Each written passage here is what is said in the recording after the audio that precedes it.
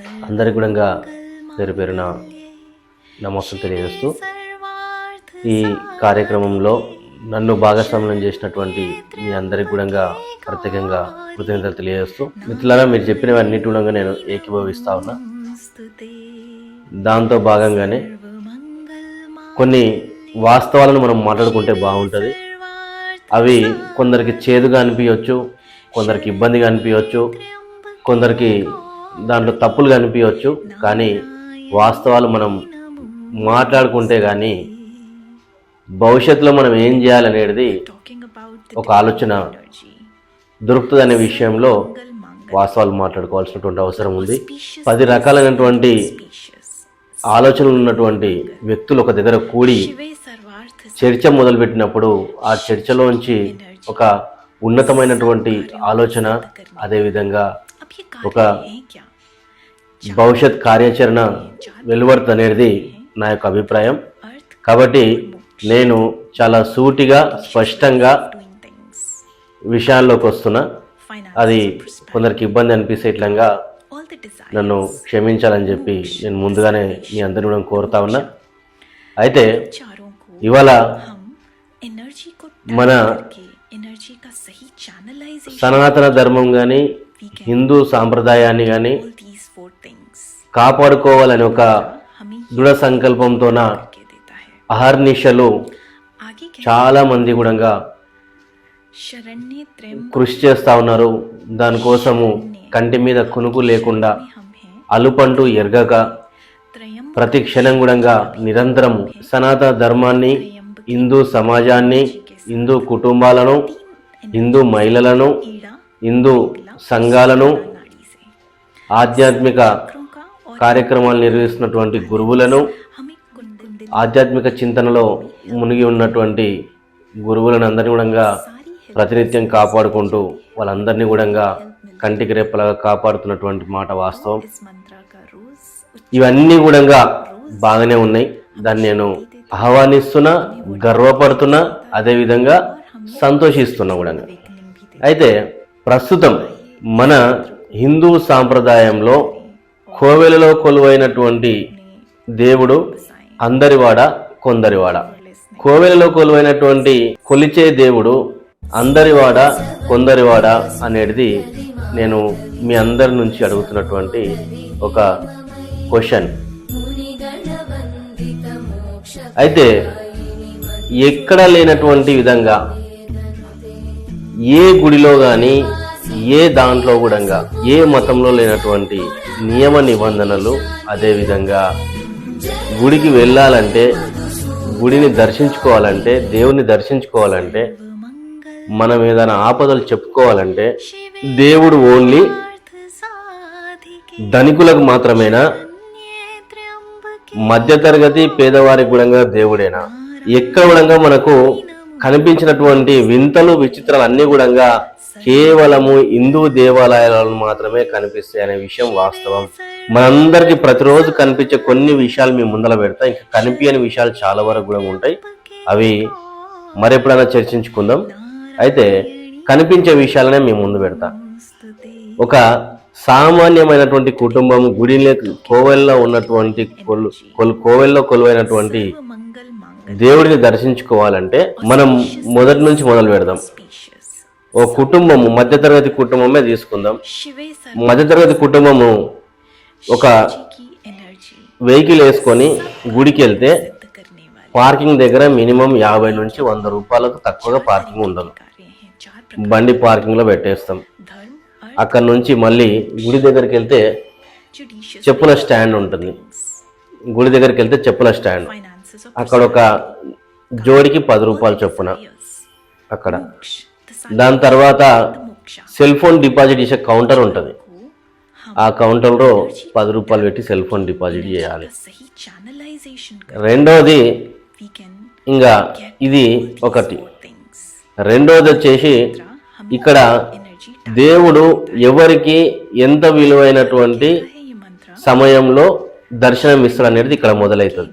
ధర్మ దర్శనం, 100 రూపాయల దర్శనం, 300 దర్శనం, 500 దర్శనం.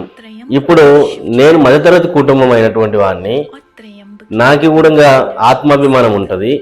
నాతో పాటుగా నా కుటుంబ సభ్యులు వచ్చారు, వాళ్ళందరినీ కూడా నేను దర్శనం చేపియాలి. నాకు అదొక గర్వంగా నేను ఫీల్ అవుతా. కాబట్టి ఇక్కడ నేను ఏ టికెట్లో వెళ్ళాలి. ధర్మ దర్శనంలో వెళ్తే గంటలు గంటలు నిలబడాలి. తీరా దేవుడి దగ్గరికి వెళ్ళంగానే అక్కడ ఉన్నటువంటి సేవకులు నన్ను లాగి పడేస్తారు. గంటలు గంటలు నిలబడాలి ఒకటి. రెండవది, నేను అక్కడికి వెళ్ళంగానే నేను 2-3 గంటల లైన్లో నిల్చొని దేవుడి దర్శనానికి వెళ్తే అలా 2 సెకండ్లు కూడా నన్ను నిల్చొని ఉన్నటువంటి పరిస్థితి. అదేవిధంగా టికెట్లు తీసుకొని దర్శనానికి వెళ్తే ఆ మర్యాదలు అవన్నీ వేరే ఉంటాయి, అది వేరే విషయం. ఇంకా విఐపీలకు అది చెప్పక్కర్లేదు, విఐపీల యొక్క దర్శనాలు మళ్ళీ అది వేరే విషయం, అది చాలా పెద్ద విషయాలు అవన్నీ కూడా.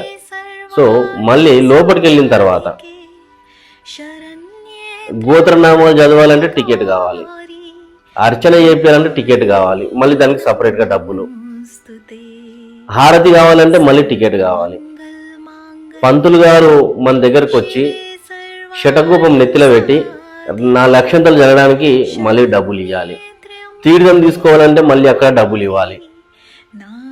ప్రసాదం తీసుకోవాలంటే మళ్ళీ అక్కడ డబ్బులు ఇవ్వాలి. ఇవన్నీ ఇచ్చుకుంటూ నేను బయటకు వచ్చేసరికి నాకు ఎంత ఖర్చు అవుతుంది. అదే ఒక మస్జిద్కి వెళ్ళండి, అక్కడ పేద ధనిక, డబ్బున్నోడా డబ్బు లేనోడా, బ్రెంజ్ కాలర్ వచ్చిండా సైకిల్ మీద వచ్చిండా అనే తేడా ఉండదు. అందరినీ ఒకే దగ్గర కూర్చోబెట్టి నిల్చోబెట్టి వాళ్ళకి అందరికి ఇచ్చే మర్యాదలే వాళ్ళకు కూడా ఇస్తారు. అదే ఒక చర్చికి వెళ్ళండి, అక్కడ పార్కింగ్ డబ్బులు అడగరు, చెప్పుల స్టాండ్కి డబ్బులు అడగరు, దేవుడు ఆశీర్వదించడానికి డబ్బులు అడగరు. తోచింది దయించింది ఏమనే వాళ్ళు కోరుకుంటారు. కానీ ఎక్కడ లేనటువంటి హిందూ దేవాలయాల్లో మాత్రం దోపిడీ జరుగుతూ ఉంది. మరి దోపిడీ జరిగిందంతా ఎక్కడికి వెళ్తుంది? మన నాయకుల జేబులకు వెళ్తుంది, అన్య మతాల పోషణకి వెళ్తుంది. కాబట్టి మిత్రులారా, హిందువులు చాలా మంది కూడా కన్వర్ట్ అవ్వడానికి కారణం, హిందూ దేవాలయాల మీద కొద్దిగా ఇబ్బందికరమైనటువంటి వాతావరణం క్రియేట్ కావడానికి కారణం ముఖ్యంగా మన హిందూ దేవాలయాలలో ఉన్నటువంటి వారే అనే విషయాన్ని మనం గ్రహించాల్సినటువంటి అవసరం ఉంది. ఇక్కడ ప్రతిదీ కూడా కమర్షియల్ గానే, టెంకాయలు కొనాలంటే కమర్షియల్, ఊదిబత్తులు టెంకాయలు పూలు కొనాలంటే అదొక వ్యాపారం, చెప్పుల స్టాండ్ ఒక వ్యాపారం, పార్కింగ్ స్టాండ్ ఒక వ్యాపారం, సెల్ ఫోన్ స్టాండ్ ఒక వ్యాపారం. ఇట్లా ప్రతిదీ హిందూ దేవాలయాల్లో జరిగినంతటువంటి వ్యాపారం ఎక్కడా జరగదు. వారికి వచ్చేటువంటి చాలీచాలని జీతంలో, చాలీచాలని సంపాదనలో నెలకు 1-2 పండుగలు కంపల్సరీ వస్తాయి.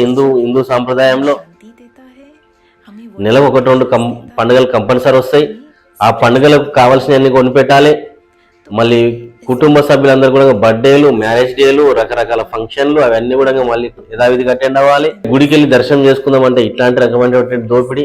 వీటన్నిటిగా చూసుకుంటూ కాపాడుకుంటూ కుటుంబాన్ని, హిందూ ధర్మాన్ని అన్ని కాపాడుకుంటూ ఒక మనిషి ఎదగాలంటే ఎన్ని రకమైనటువంటి బంధాలు పట్టింపులు ఉన్నాయనేది మనందరం ఆలోచించాల్సినటువంటి అవసరం ఉంది. ఇలాంటి పరిస్థితులలో ఇంకా కన్వర్ట్ కాక ఏమవుతారు?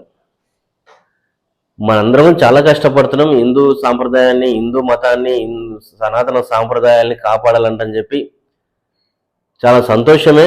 కాకపోతే మనం ఎంత కాపాడినా సరే మన వెనుక ఆల్రెడీ సంచి బొక్కబడి ఉందనే విషయాన్ని మనం గ్రహించాల్సినటువంటి అవసరం ఉంది. ఆధ్యాత్మిక ధార్మిక కార్యక్రమాల పేర్లతోన పేరుగాంచినటువంటి గురువులు, పండితులు ఎంతో మంది ఎన్నో రకాలైనటువంటి దోపిడీలకు, అరాచకాలకు పాల్పడ్డటువంటి మాట వాస్తవమా కాదా? ఇవన్నీ కూడా నేను చెప్పినవి కాదు, ఈ వాస్తవాలన్నీ కూడా మనకు ప్రతినిత్యం కన్నులో కనిపిస్తున్నటువంటి విషయం. ఆ గురూజీల పేర్లు కానీ స్వామీజీల పేర్లు కానీ మనం తీసుకోనక్కర్లేదు. ప్రతి ఒక్క గురూజీ, ప్రతి ఒక్క స్వామీజీ, ప్రతి ఒక్క పండితుడు, ప్రతి ఒక్క ఆధ్యాత్మికవేత్త కమర్షియల్ యాక్టివిటీస్లలోనే వాళ్ళ జీవన విధానం కొనసాగుతుందన్నమాట వాస్తవం. గురువు గారిని దర్శనం చేసుకోవాలంటే డబ్బులు కావాలి, గురువు గారి ఆశీర్వాదం తీసుకోవాలంటే డబ్బులు కావాలి, గురువు గారికి ఏదైనా సమర్పించాలంటే దానికి కూడా డబ్బులే కావాలి. ఇంతటి వ్యాపారము ఏ మతంలో కూడా జరగట్లేదు. కేవలం ఒక హిందూ మతంలోనే, హిందూ సాంప్రదాయంలోనే జరుగుతుందన్నమాట వాస్తవం.